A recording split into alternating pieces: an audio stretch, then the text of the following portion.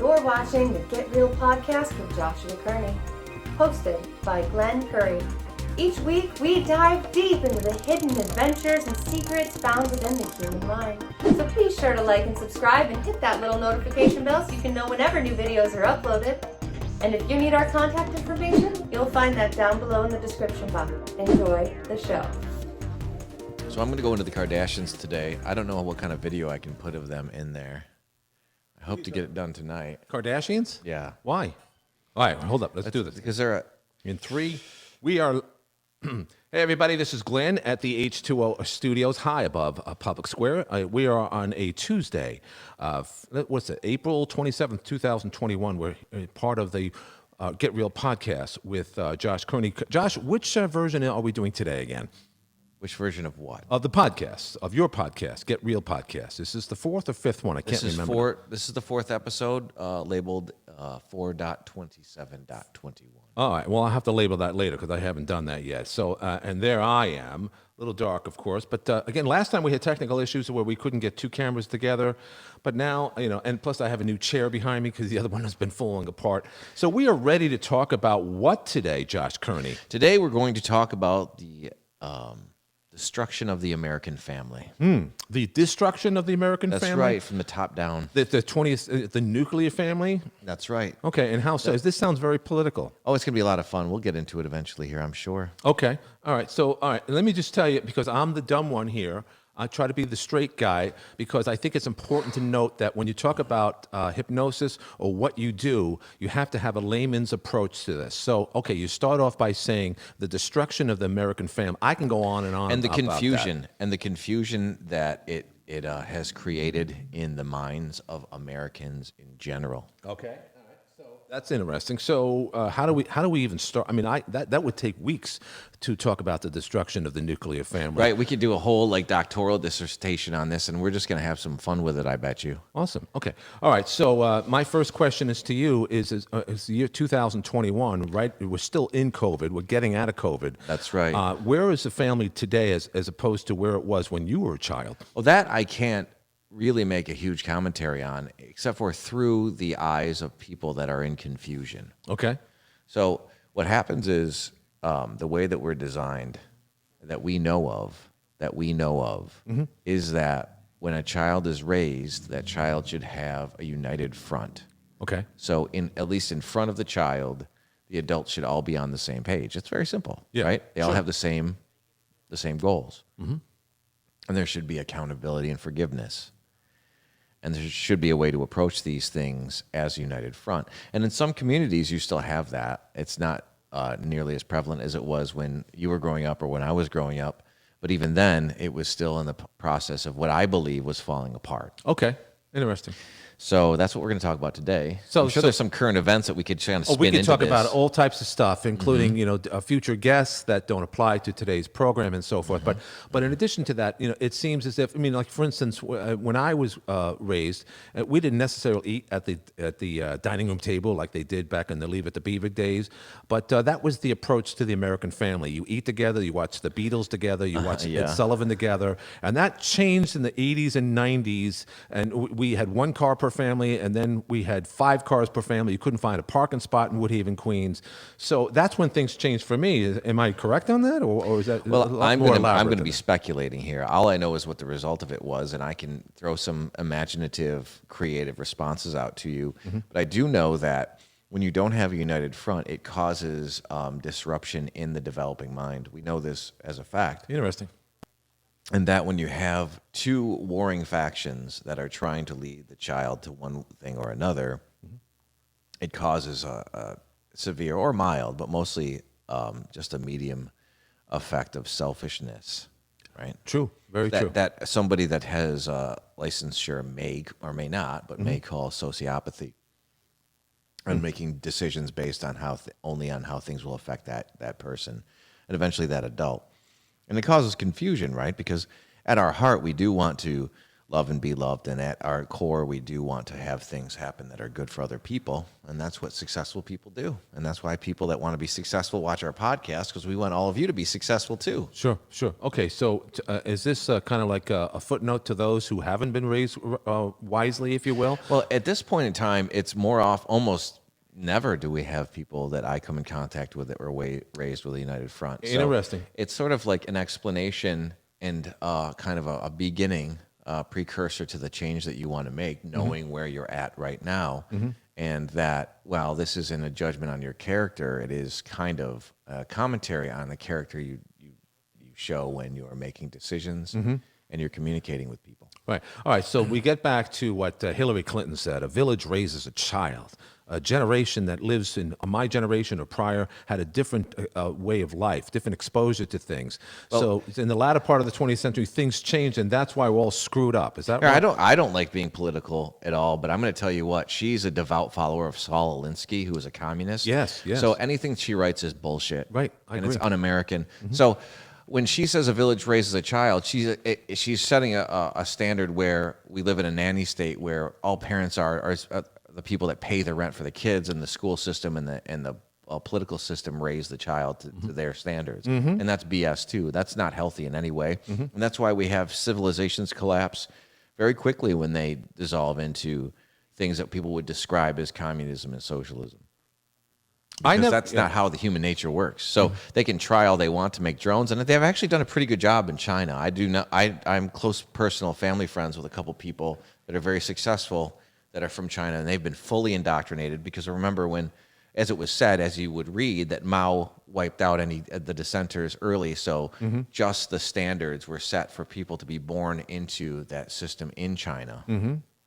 So that's what would have to happen in that situation. But it takes a village is BS. It's just commie BS. It doesn't work for anybody, and it's not the way to treat people. But it's her way of saying, we all group together to raise a child as opposed to the nuclear family. And I think to some degree, not to defend Hillary Clinton, I'll be the last person to do that. Isn't she also saying that it's the onus of the parents also to incorporate a better lifestyle or a better upbringing for children plus the village? Or am I reading it wrong? I'm going to tell you that she might want to cloak it in that, but it's honestly just a precursor to her being paid handsomely to force a certain communitarianism type of lifestyle on everybody. All right, so this is fascinating and I'll tell you why this is fascinating. Again, in previous episodes, perhaps the last one, I'm thinking hypnosis is the pocket watch, the tunnel. I got to lose weight. I got to stop smoking. I got to stop smoking crack. I have an I don't addiction deal with crack smokers. I got an addiction to pornography, which I think is probably rampant. I do that sometimes. Yeah, I'm sure you do. Probably for your. No, just kidding. That's the thing. But here's the thing. I am being educated by Josh Kirnie, because it's a lot more than that. And I keep on saying, you sound like you're in psychology. You sound like a therapist, and yet you're not. No, not in any way. So it's just following patterns of behavior where it came from and where people are going to go. And if you're 2 or 3 steps in front of people, like for instance, yesterday I had somebody come in, and it gets to the point that we're talking about reading and really caring about people the last couple of weeks. And when that's an automatic, I had come back from a medical center where I was visiting a former client to see how they were doing, and they actually called me and asked me to meet them over there. Okay. It's not far away from my office in East Syracuse. So also, because I'm changing time zones, sometimes my calendar gets mixed around by an hour or two. Sure, right? sure. Here or there. Going back and forth to Kansas City. So I was 10 minutes late, and when these people were waiting for me, I looked into their faces and I realized that it was going to be more work than I was qualified to do to help them out. Okay, and just real quick, Immediately. How did you know by is that reading the room? Right when you It was reading the hallway at that point. Interesting. So just the way they responded. Were they upset with you because you were 10 minutes late? Well, that would be understandable because that's not acceptable. But at the same time, actual adults, if they have a problem, will shake that off as soon as it's responded to. Sure. And be able to move into a normal conversation. Right. About They'll move on from there. Because regardless of that, they are still asking, whether it was myself or one of the hypnotists there, they're still asking for some type of help. Right. And that's the key. Mm-hmm. If she was in as bad a shape as she was talking about with her and her husband, she needed more help than I could give. Really? And I knew that almost instantly. As she spoke to me about what her problem was, and her speech was a little delayed, and she was on an enormous amount of medication. So I knew in those moments, Right. I knew that that I was going to need somebody who was licensed to help. Really? Okay. Can you share? I mean, I know you're not at liberty, of course, to talk about, but we're talking about it now. Can you share what type of problems this It was woman a had? pain management issue. Okay. All right. So she back pain or Multiple. okay. All right. Multiple Got it. things. All right. Good. So, by the way that they responded and the way that the husband was involved in the conversation, I didn't even think it was her initiative to be there. Mm-hmm. So, I mean, I only can work with volunteers. Right. Right. I can't make people do anything. So all these things combined, as I speak about it, I wasn't thinking about it probably consciously in the moment, but I knew something was amiss. Right. I knew something wasn't right. And I try to make it as easy as possible for them to transition into a referral who I trusted very, very much. I'm sure you do, or you wouldn't have done it. So she's also licensed. So I probably refer a couple people a month to this woman. I'm sure you do. Now she's also a trained. This is the reason I can refer her. She's got multiple licensures as a nurse and LCSW, but she's also a hypnotist. So if hypnosis was appropriate, she could be able to use it very easily. Wow. But what happened was she didn't take them either. So maybe there's something else going on there that wasn't in my wheelhouse. Sure. But I do know that this morning I woke up to an email that was like a nasty gram from the husband that was about 2 pages long about everything that was wrong with me. Wow. All right. Can you share that? You want me to read it to you? By all means. No, I'm not going to read it to you. Why not? No, he's not going to read it, and I don't blame you. Okay, so just real quick here. You got someone, you got a referral. Constructive criticism. It was Somehow or other, you're at fault for referring his wife to somebody else. That didn't work out, so he comes back to you. Am I reading that right? he didn't like the way I wore my mask. Okay, all right. And So he didn't like the fact that I didn't shake hands, which I didn't have any hand sanitizer, so I wasn't going to do that. okay, and all right, okay. There's more there, but it's not. Yeah, worth it. yeah. Okay. But those things are mentioned. So wait. Let me just before we go on. Maybe her problem is her husband, or am I? I think they probably facilitate each other. Yeah. Okay. Because at the end of the day, crazy people love each other's. Misery loves company. Yeah, I can't qualify them as crazy. Right. But I do know when it's appropriate or not appropriate for people to be in the clinical setting that we have. Right. Because there are plenty of people that don't respond that way, that want to be there because they need help and they want to have a good time. And when it's not a dentist's office, not that there's anything wrong with dentist's office, but we're not pulling teeth or we're not making people bleed. Right. We're actually having a good time. Right. So You're trying to it get just down seemed to the to- root of their problem. You're trying to figure out why, in this case, she's got pain, or why anyone, for instance, has a vice like smoking or whichever. And So- in this case, she just doesn't seem to want to cooperate. the reason why it wasn't a good fit was, again, what we opened the show with as we got to the second stage of what the issue is with being like people responding to the way they were raised. Right. And that is that they failed to see anything outside of themselves. So they couldn't see the fact or didn't want to hear the fact that I did just come from a client who was in bad shape, who was an extremely nice lady. Right. And that's why I went to see her. I helped her quit smoking, even in her later stages of life, right? So, Interesting. and a lot of the clients are so appreciative, right? And they work so well with it. You do want to make sure that they know that you're there if they ever need you. So while all those mix-ups did happen, and I did apologize for them, it didn't seem to be enough, and it set it off to the point that all they could think about, and I mean, she's heavily medicated, so who knows what she was thinking about, to be honest with you. Right, I'm sure. not a pharmacist. I don't know what the effects of some of those drugs are. Wait. No. Okay. So all right. So this, but again, we're talking about the root of the family issues. So it became in the nuclear family. So. Right. So this situation I'm describing became other people's problems and not their own perception of what was happening. Okay. So they couldn't step outside of themselves and see that there's other people that were existing in the moment, right? Right. They had to only see how things were happening to them. Mm-hmm. And, that's a tough, for a hypnotist, for this setting, Right. that's a tough ask, because no matter what happens, eventually it's going to come around. In this situation, what I could read, and this is why we talk about these things, because you want to be 2 or 3 or 4 steps ahead of any problem, Right. that no matter what happened, if something went sideways, that almost immediately they're going to start blaming, and they're going to blame somebody, and the easiest target would be somebody who's not a licensed doctor, and Which that's me. Which is you. It's me. Yeah, so you're the scapegoat. Me or Deborah or Cameron or any of the All right, hypnotists that come in. But last week you talked to Scott McFall, and he was talking about reading the situation or reading the room.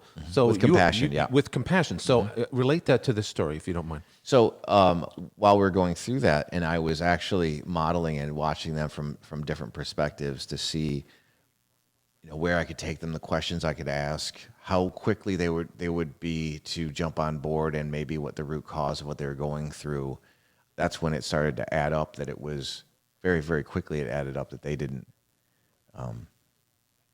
really qualify to be there. And also, they did mention that they wished I had sent the paperwork ahead of the time. But the thing is that all these things are in order for a reason, and it all leads to change, like every single step of the way. And the more people want to acquiesce to each step of the process, the faster they get beyond what they expected.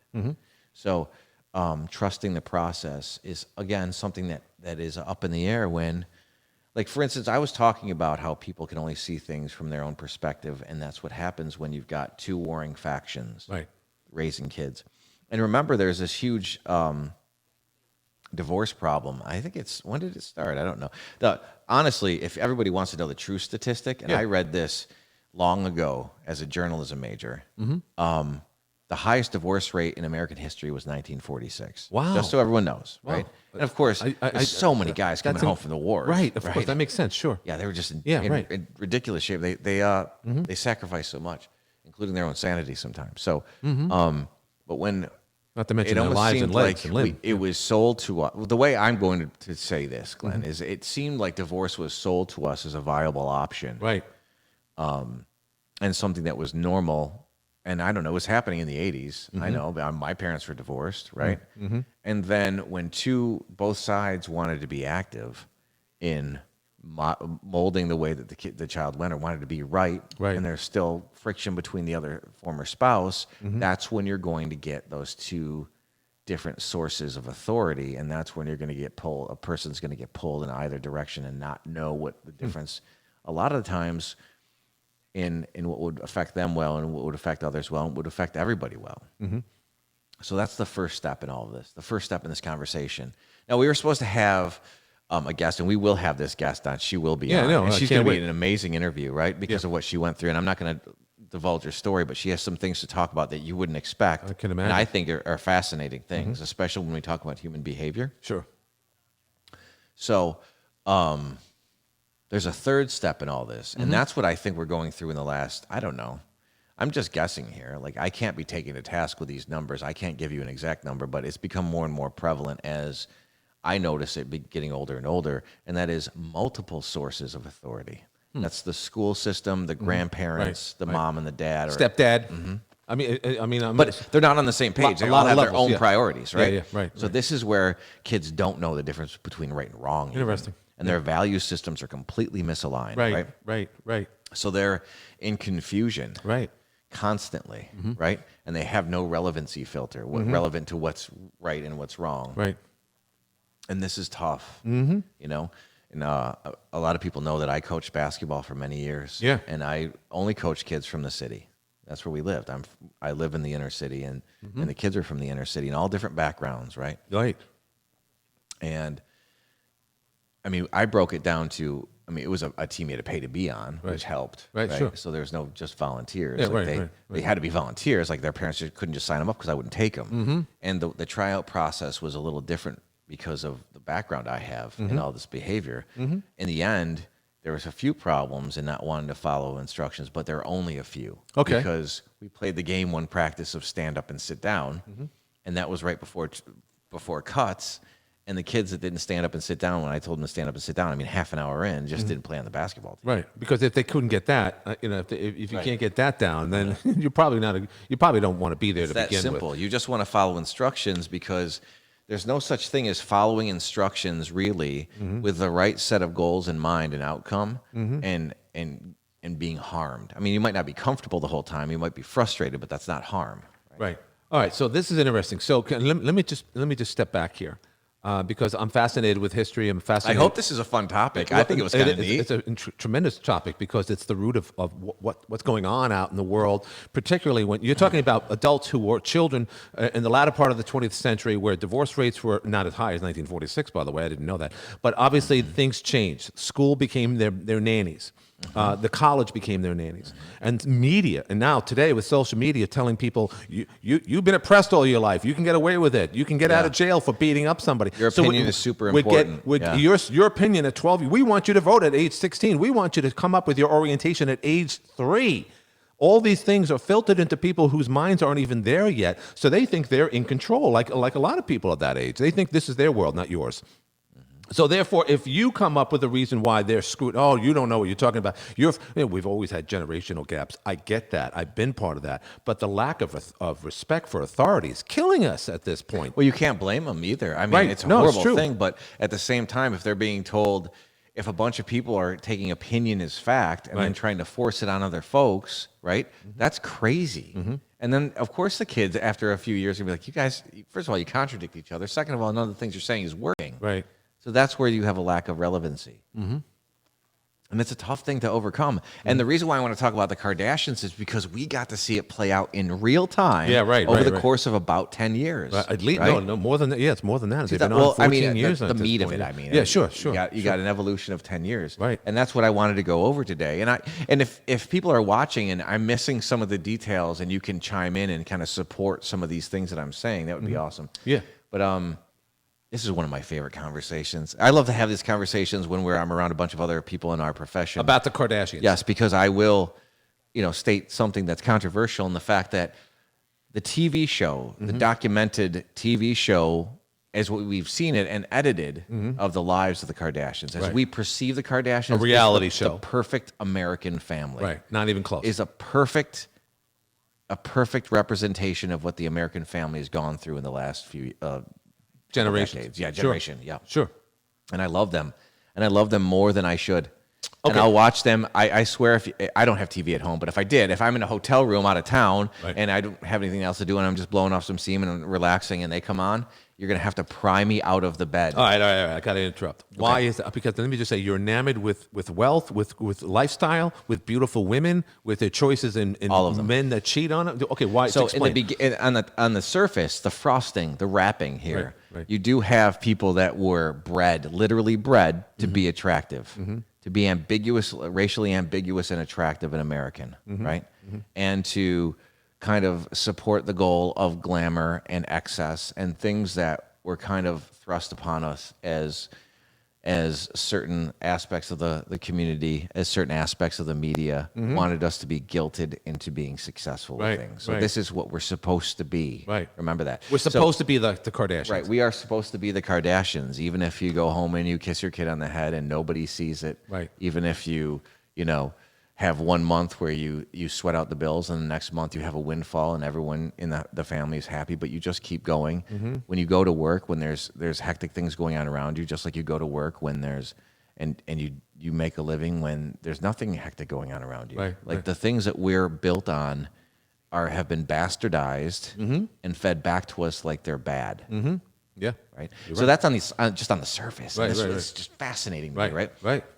So we're supposed to be these over-consuming, glamorous, hyper-wealthy people. Now, that's not to mention that, I mean, if they are truly those people, because we'll never know. Right. I don't think I'll ever meet one of them. I'll never be intimate with intimately know one of them. I think they're being canceled, if I'm not mistaken, but that's neither here nor there. They could be canceled 10 times over and still be fine. Right. From what we know, again, remember, this is what we perceive because they're just figures on a television, right? I do believe they exist because I remember seeing Kris Jenner in the courtroom during the OJ trial. Yeah, do you really? I don't remember seeing. Of course, I remember Rob Kardashian, who died of esophageal cancer. By the way, he was the one that looked back at OJ when he was acquitted. So I remember him from that, but not them.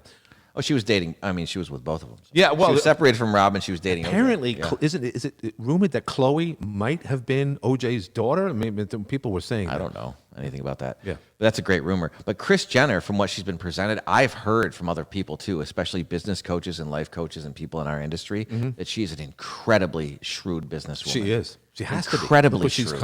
Look what she's done.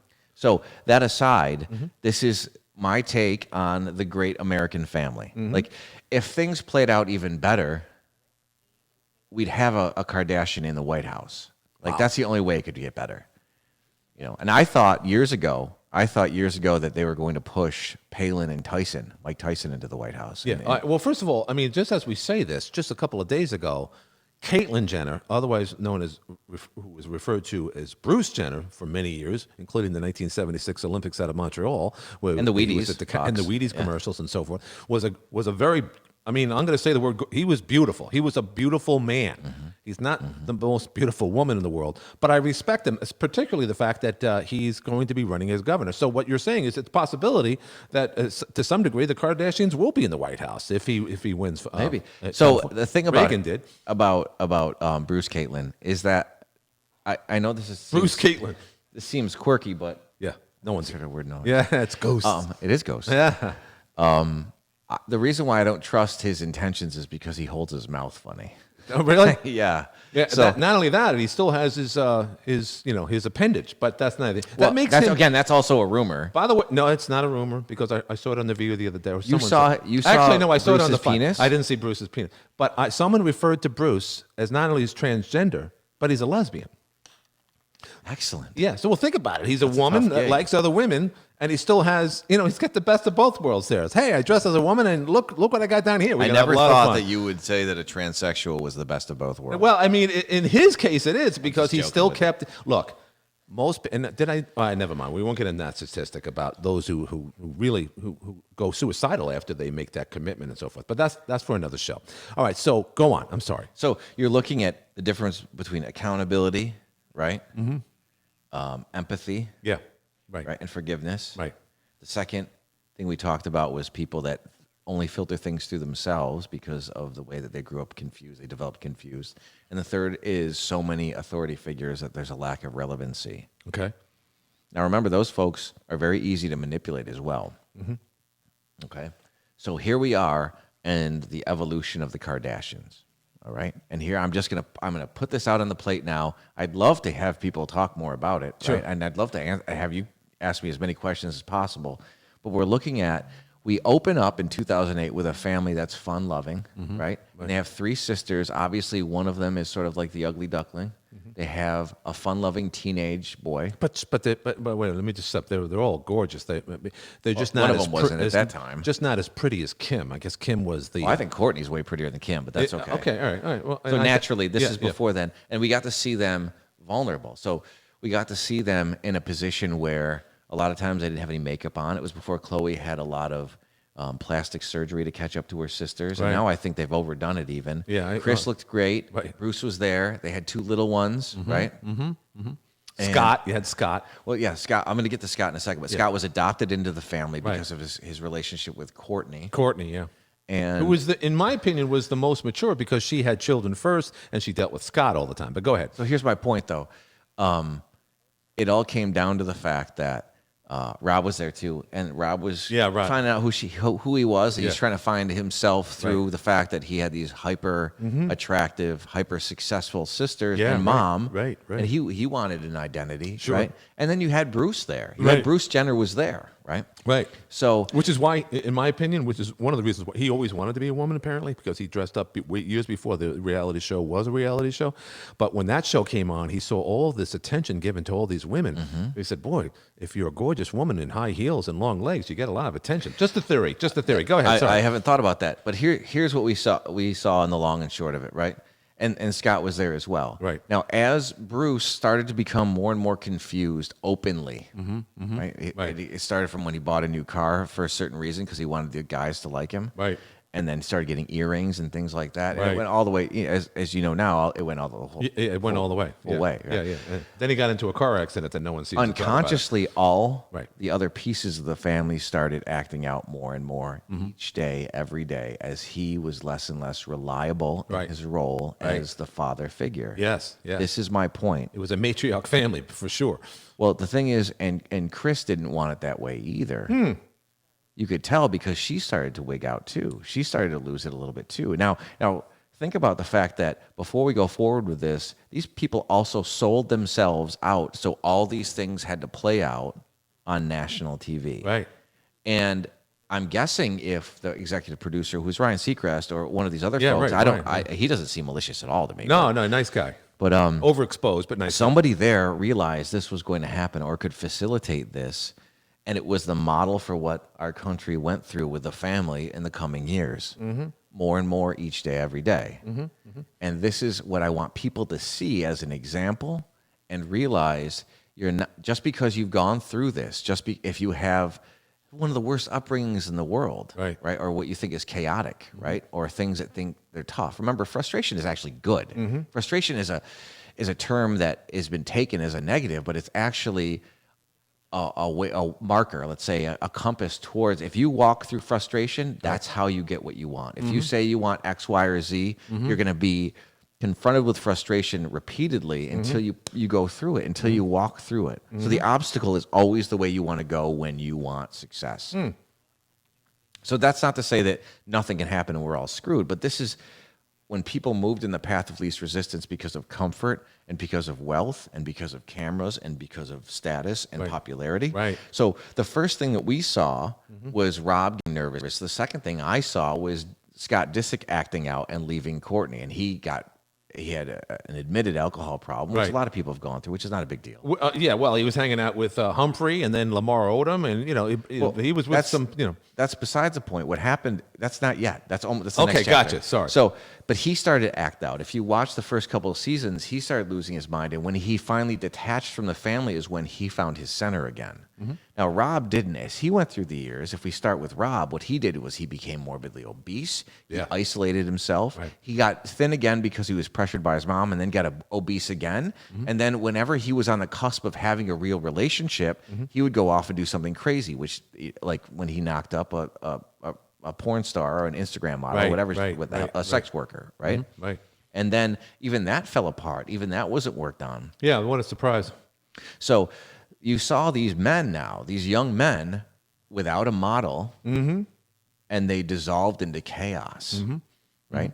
And what are they going to look at Kris Jenner as a male figure? I mean, she went into the fact that she started having relationships with guys that were 20 or 30 years younger than her, probably because she didn't want to challenge. And I'm just speculating there. Right. But I mean, it's easy to see why she wouldn't want to challenge. She or wouldn't want to go great, through the same thing. And she did look great. She still looks great. She still looks great. So, I mean, we're watching these people dissolve into chaos.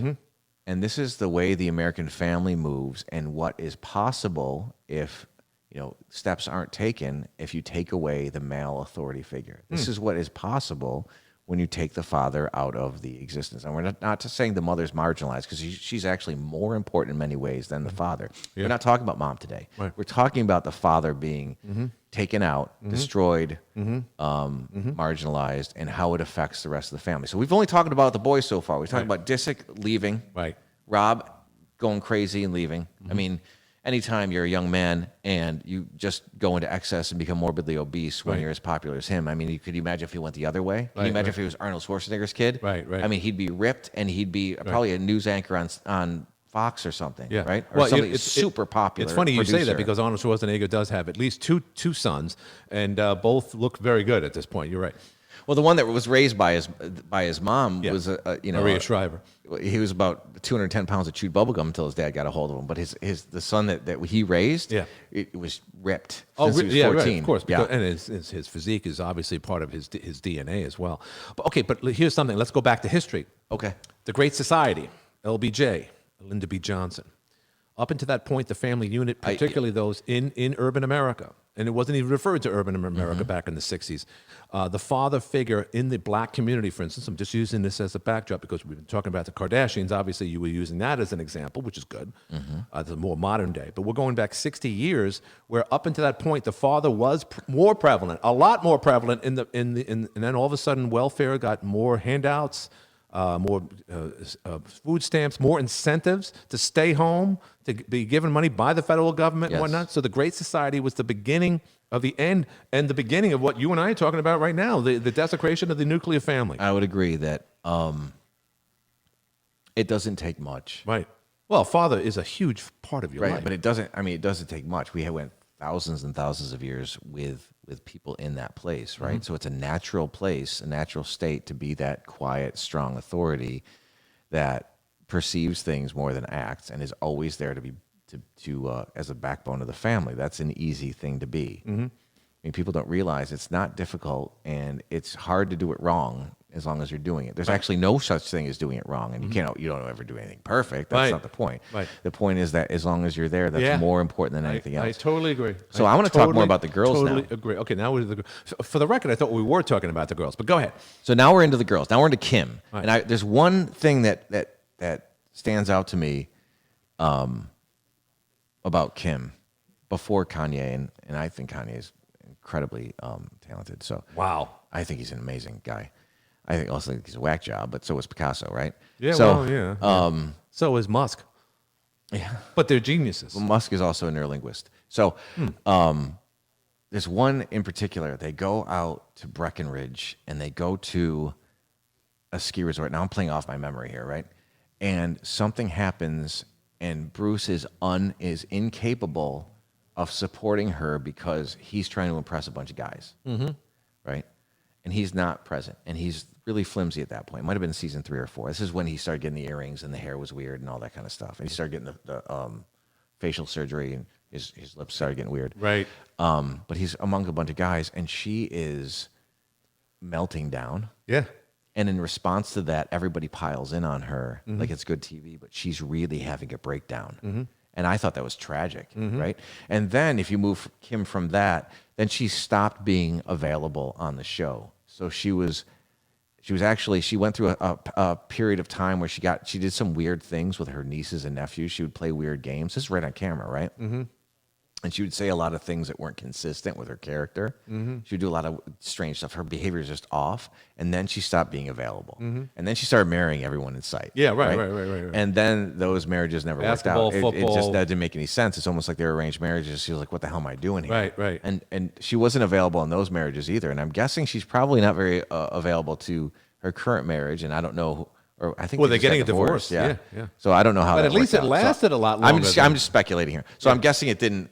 I mean, that was definitely a very successful marriage for them financially. So I don't know I'm not going to guess on that. But I'm telling you, she stopped being available. She stopped being vulnerable, and she kind of dissociated from the family, right? And then you have the multiple lives of Courtney, where she was in and out of relationships with Scott, and kind of not super present around her kids, Right. and then you have Chloe, who's an absolute train wreck, right? Right. So this all exacerbated itself season to season, year to year, as Bruce Jenner became Caitlyn, but he went downhill and was expressing more and more how he wasn't happy in his role as a guy. Right. So it's almost like he went in there with a social contract, like, I'm going to be the head of the family now because your dad's dead. Right. They all love him. They do. Yeah, of course. I mean, he had kids with their mom, Right. and he's been around since they were small. Right. And he didn't seem like early on a domineering guy, right? So he was actually playing the role until he wasn't. And then as he checked out, so did all of their sanity. Sanity's in quotes now. I'm not diagnosing anybody. So they all descended into madness. Wow. This is why I love the Kardashians. This is good I think stuff, it's folks. tragic, but I mean, of course, remember, they're benefiting handsomely from destroying their lives on TV. Well, yeah, but it's a lot of it. But no, again, I'm just going to be the devil's advocate here. Do you think a lot of this is playing up to the camera, and how genuine is it? Now, tell me this though. Yeah. This just popped in my head. If there are dads out there that are watching this, or people that are in leadership positions, which one of you, if there are any at all, would pimp their 16-year-old daughter out to a rapper, which is what happened with one of his kids. Right. But he wasn't there because he was too busy. How do you say gallivanting pimp? around in a dress? What do you mean? What do you mean pimping? Like introducing them? I mean, Right. they introduce themselves to that Well, culture. now they're 15. I mean, Oh, there's had to okay, be yeah, somebody you're there right. that approved, and You're right. she brought the grown man that was her guy at the time Right. around at 15, 16 years old. Right. That's just not appropriate, especially if you knew the lifestyle that at least that gentleman, that person talked about having. Right.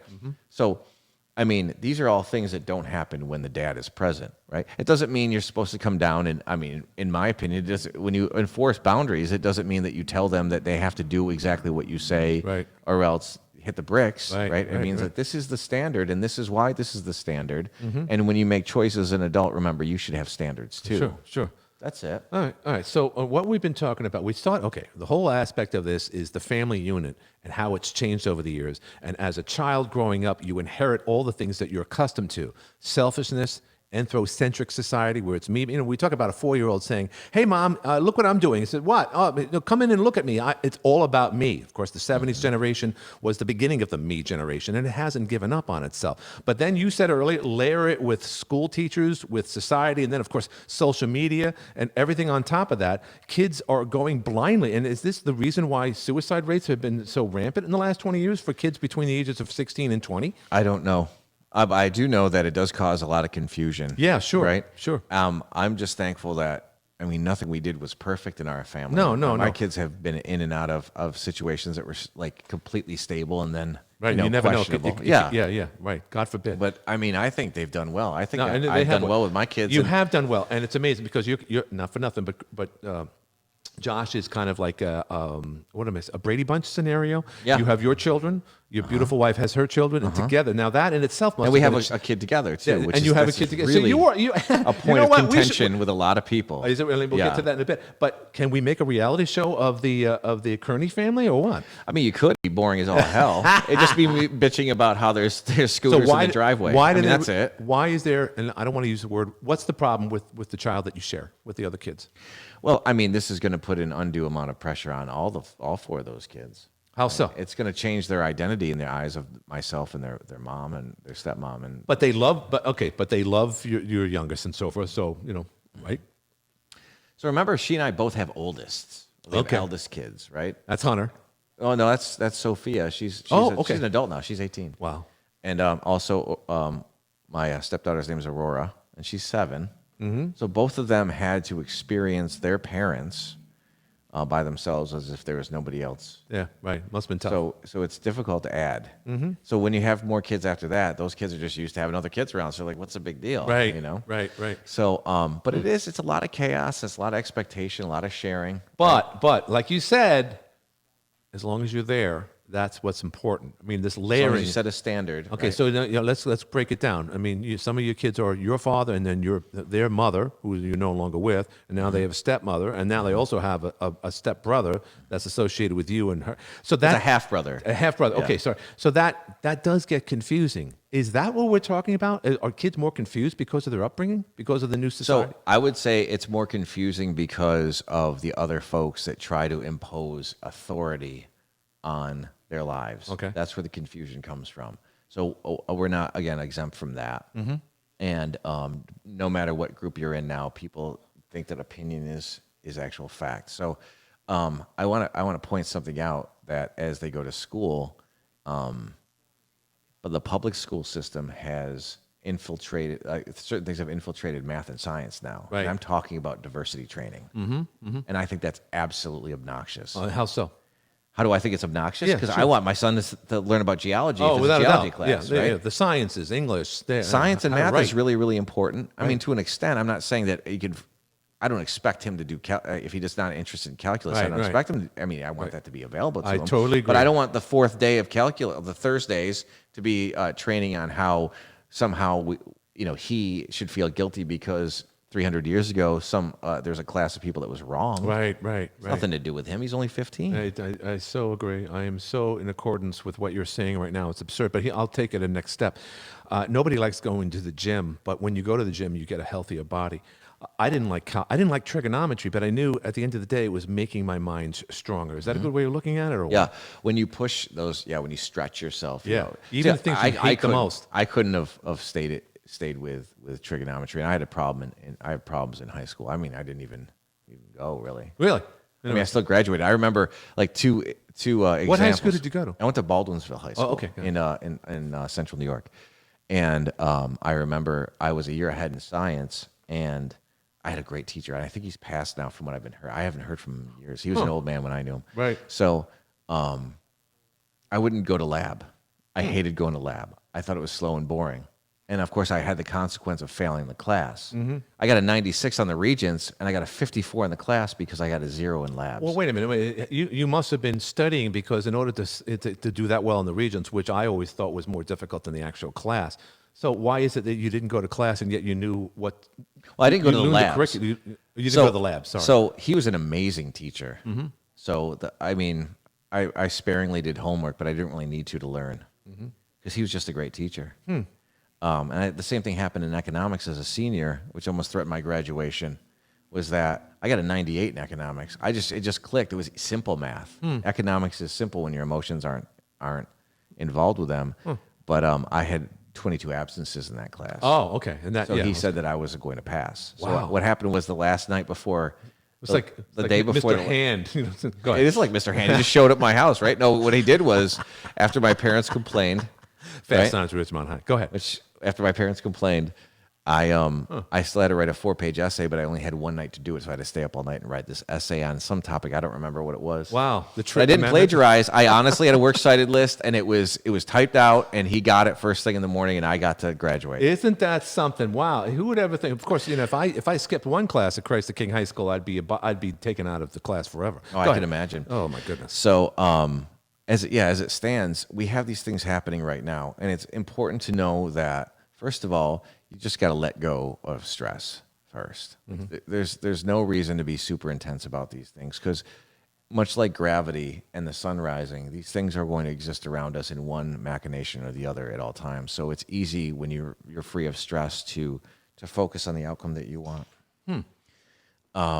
But it is also important to know how you're affecting other people in your role. Now, I'm not talking about the mother today, and I don't think that, I can talk about moms all day long, and moms are have all the leverage and all the relationships, and it's super important, and they have a lot more responsibility at times, like emotionally, with children and raising children, and that type of.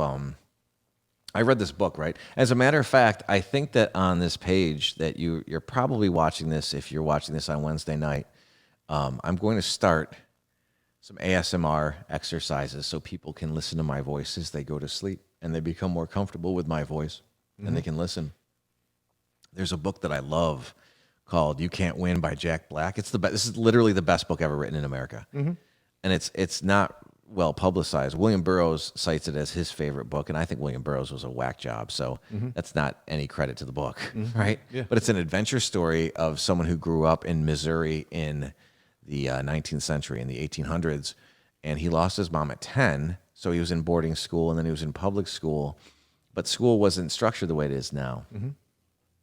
So eventually his father just asked him what he wanted to do, and he wanted to get a job. He wanted to make money, right? But his father had his own job, so his father was gone for weeks and months at a time. And he lived in a boarding house when he was 16. So eventually he didn't like the fact that his father was coming home telling him what to do, so he literally one day just walked out the door and didn't come back. Wow. And he hit the road. And it's a story about the adventure and the perils and the loss, but how he had regret when he was in the 1920s when he was a librarian, because if he had followed his mother's advice before she died, and B, if he had lived a straight life, he would have had a lot more to fall back on when he was in his 50s and 60s, and when he was actually a librarian for William Randolph Hearst in San Francisco. Wow. And which, of course, as people know, was the basis of the most famous movie of all time, Citizen Kane. And also, they can try to bash this guy all they want, which is probably what Citizen Kane is, right? Yeah. Even though my favorite character is Orson Welles, probably in American history. Oh, without it. Right now. As Kane? Yeah. No, just as Orson Welles. As Orson Welles, yeah. So he was quite the guy. He died almost broke too. He had to borrow money from the actual Hearst family, which is ironic as hell. Go ahead. Sorry. So he, William Randolph Hearst, was billed in this book as the last independent newspaper owner. Wow. So when the corporations got a hold of the information that we receive, they first went through newspaper, and he was the last holdout. Really? And then he was gone, and they trashed his name. Huh. So, all right. Anyway, so that's my story. If You Can't Win is all about, you can't win when you go off the beaten path. I mean, there's always creative choices you can make, but making a good life for yourself by a certain letter is the best possible way to go about it. So are we going into I guess reverse engineering, if you will, when we go into someone's life through hypnosis? I mean, reverse engineering is what the Chinese do very well. They take something that they couldn't create themselves, and they just take it apart and they look at it and say, oh, okay, this is how you do this. Are you doing the same thing when you're looking at someone's life, when you realize you had a lot of layers, you were born in 1975, you went through a divorce, you had a stepdad, you left, you went hitchhiking at the age of 17 years old across the country, all these, again, I'm making this up. This is all hypothetical, of course. But are you doing that analysis when you're dealing with your clients? It depends on the client. It depends on what their ask is, what their request is. But a lot of times, what I need to do is I need to find where all their where it really began, where the seed was laid, that the behavior was extreme and that it's affecting them negatively now. Right. You know, exactly.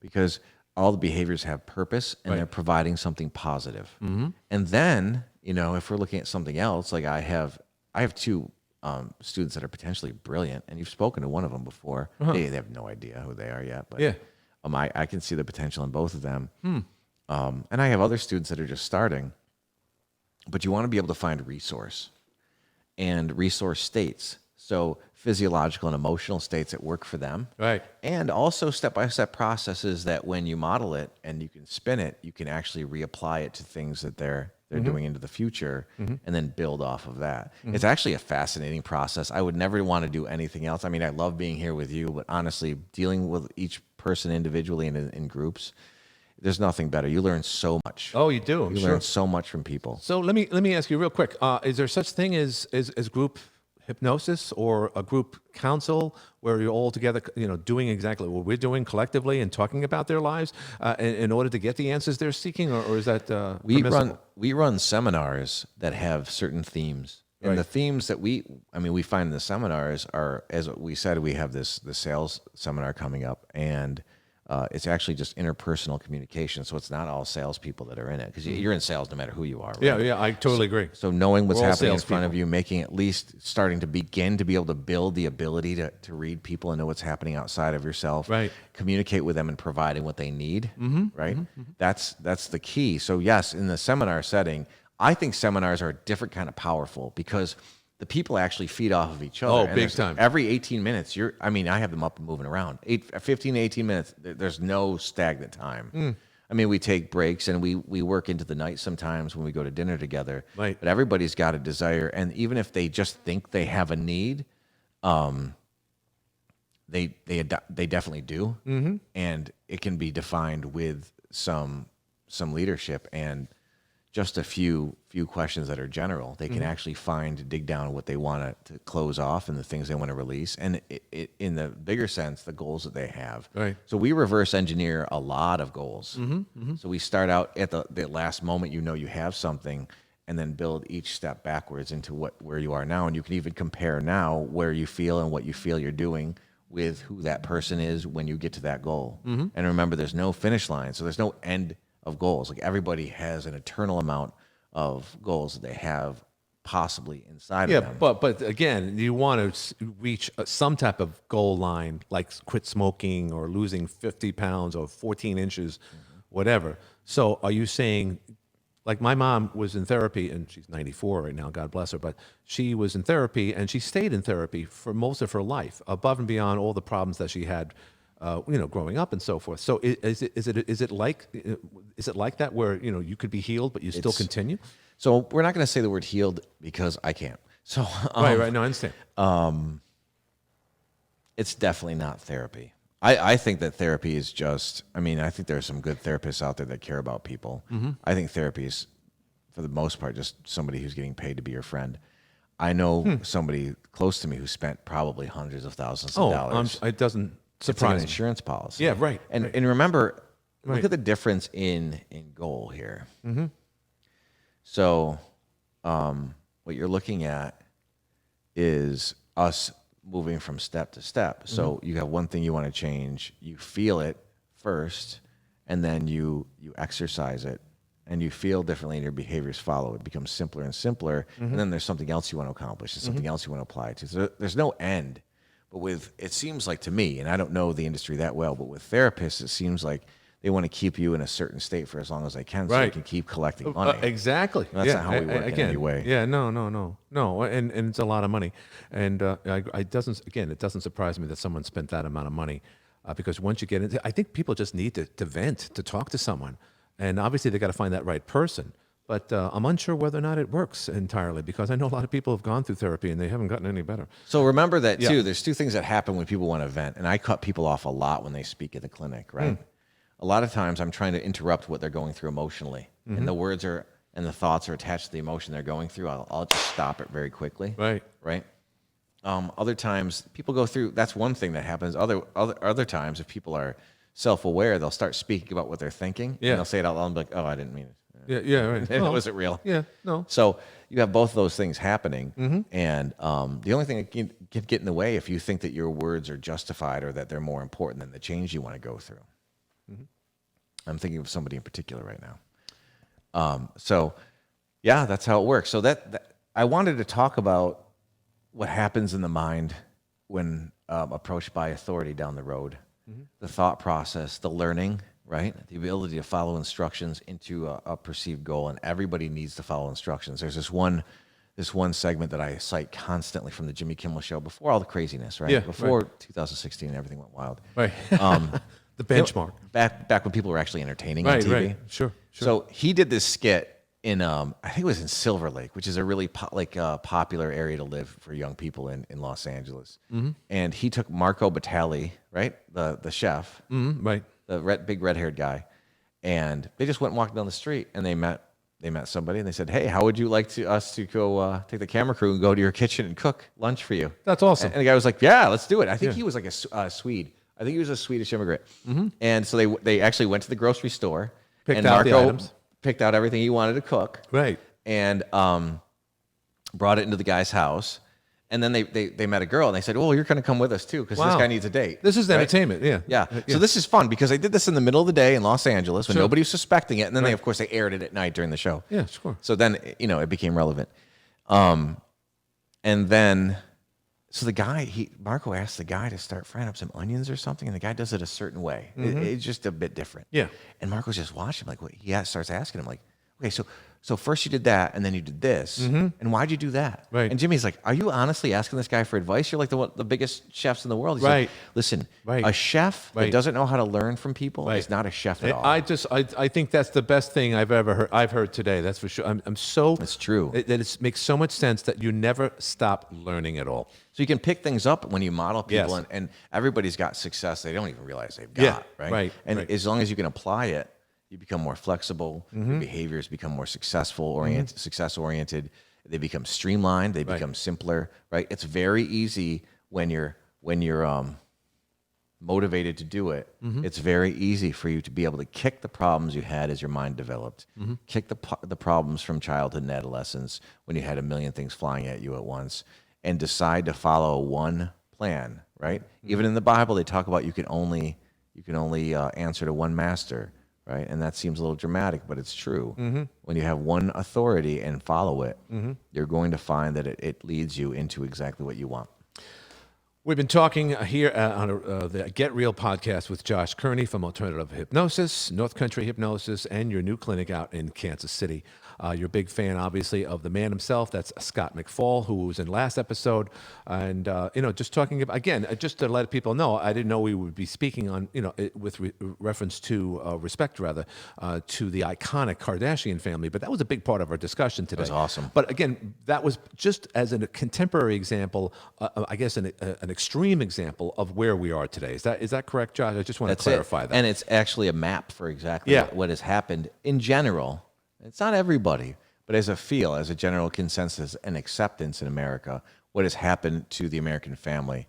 And no matter who bills it, I don't care if it's somebody on The View or somebody on CNN or even Fox or anything else. Right. The mother and the father are both important, and they're important for different reasons. Right. But you've got to have both if you want a sustained ability to learn, feel, accept, forgive, be empathetic. And of course, those things can be learned later, but it makes things much easier for your kids or children or people in your charge to be developed, to develop into who they could be. Well, that will conclude today's show. Obviously, all the information is going to be posted on this, so to get in contact with you right at the outset and at the end. And well, again, thanks once again, Josh, for being on your very own Get Real podcast. Excellent. So we had an excellent time today, Glenn. That was Yes, an we did. excellent job. You can reach Glenn Curry at 315-783-7903. You can reach me at 315-432-1514. You can reach Power and Light Hypnosis at area code 816-357-8778. Director at destinyhypnosis.com. And Donovan, if you're listening, please don't call my cell phone ever again. Someone was just calling you on his cell phone. For everyone here from the H2O Studios and this edition of a Get Real podcast with Glenn Curry and Josh Kirnie, you have a good day. And we'll take one good last look at Public Square on Tuesday, April 27, 2021. Everyone, you have a great day.